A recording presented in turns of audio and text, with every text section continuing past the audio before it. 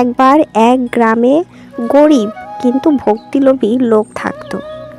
সে প্রত্যেক দিন ভগবানের নাম জপ করত আর যা পেত তাতেই সন্তুষ্ট থাকতো। একদিন তার ঘরে একটা পুরনো মূর্তি পড়ে থাকতে দেখলো। সে ভাবলো এটা নিশ্চয়ই ভগবানের দান।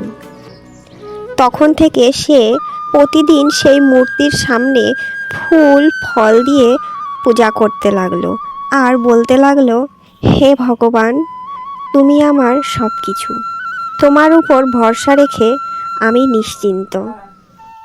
কয়েকদিন পর গ্রামে বন্যা এলো। সবাই ঘর ছেড়ে উঁচু জায়গায় চলে গেল।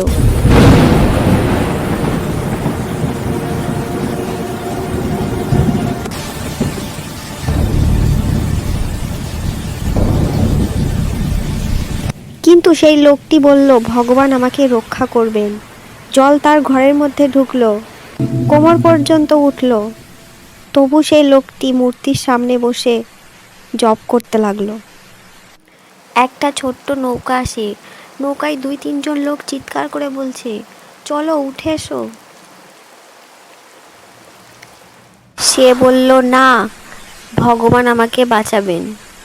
নৌকা চলে গেল। জল আরো বাড়লো, ছাদ পর্যন্ত উঠলো। লোকটি ছাদে উঠে বসে আছে। একটা হেলিকপ্টার আসে, দড়ি ঝুলছে। হেলিকপ্টার থেকে লোক চিৎকার করে বলছে, দড়ি ধরো। লোকটা আবার না করে, হাত জোড় করে বলে, ভগবানের উপর ভরসা আছে। হেলিকপ্টার চলে যায়।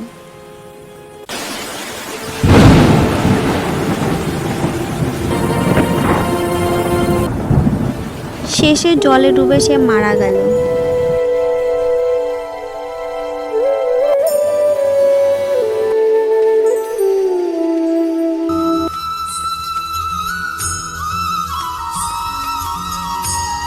স্বর্গে গিয়ে ভগবানের কাছে অভিযোগ করলো, তুমি কেন আমাকে বাঁচালে না? আমি তো তোমার উপর এত ভরসা রেখেছিলাম।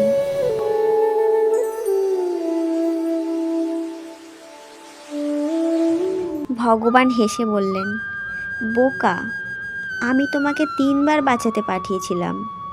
প্রথমে নৌকা, তারপর হেলিকপ্টার, কিন্তু তুমি কোনো সাহায্য নিলে না। ভগবানের উপর ভরসা রাখো, কিন্তু তিনি যে সাহায্য পাঠান সেটা গ্রহণ করতে ভুলো না। কর্ম করো, ভগবানের দানকে কাজে লাগাও।